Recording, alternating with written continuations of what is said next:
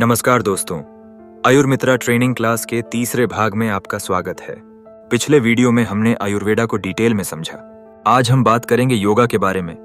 इसका मतलब क्या है, लोगों तक कैसे पहुंचाना है और एक आयुर्मित्रा के तौर पर आपकी जिम्मेदारी क्या होगी।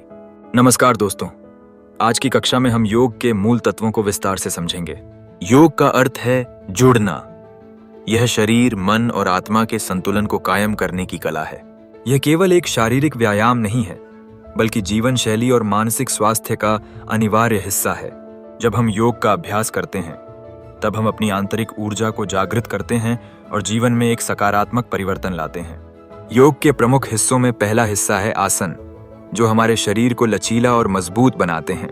विभिन्न आसनों जैसे सूर्य नमस्कार और ताड़ासन से हम अपनी मांसपेशियों को मजबूत कर सकते हैं। दूसरा हिस्सा प्राणायाम है, जहां हम अपनी सांसों का सही तरीके से उपयोग करते हैं। अनुलोम विलोम और कपाल भाती जैसे प्राणायाम तकनीकों से हम तनाव को कम कर सकते हैं और मानसिक शांति प्राप्त कर सकते हैं। और अंत में ध्यान, जो मानसिक एकाग्रता और शांति का साधन है। योग के अभ्यास के अनगिनत फायदे हैं। यह न केवल तनाव को कम करता है, बल्कि नींद को सुधारने में भी मदद करता है। नियमित रूप से योग करने से हमारी रोग प्रतिरोधक क्षमता बढ़ती है और हम अधिक सक्रिय और ऊर्जावान महसूस करते हैं। इसके अलावा योग जीवन शैली से संबंधित बीमारियों जैसे उच्च रक्तचाप, मधुमेह और मोटापे को नियंत्रित करने में भी सहायक है। एक आयुर्वेद मित्र के तौर पर आपकी जिम्मेदारी है कि आप लोगों को योग के महत्व के बारे में जागरूक करें।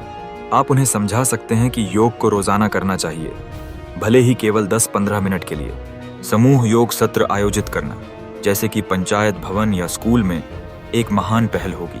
सरल आसनों और श्वसन तकनीकों को हम प्रायोगिक रूप में सिखाकर यह सुनिश्चित कर सकते हैं कि लोग सही तरीके से योग करें। याद रखें, योग केवल बुजुर्गों या बीमार लोगों के लिए नहीं है, बल्कि यह हर उम्र के व्यक्ति के लिए उपयुक्त है।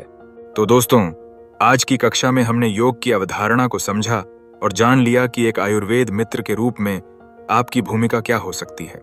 अगले वीडियो में हम प्राकृतिक चिकित्सा, नेचुरोपैथी के बारे में गहराई से चर्चा करेंगे, यानी प्रकृति के द्वारा उपचार कैसे किया जाता है।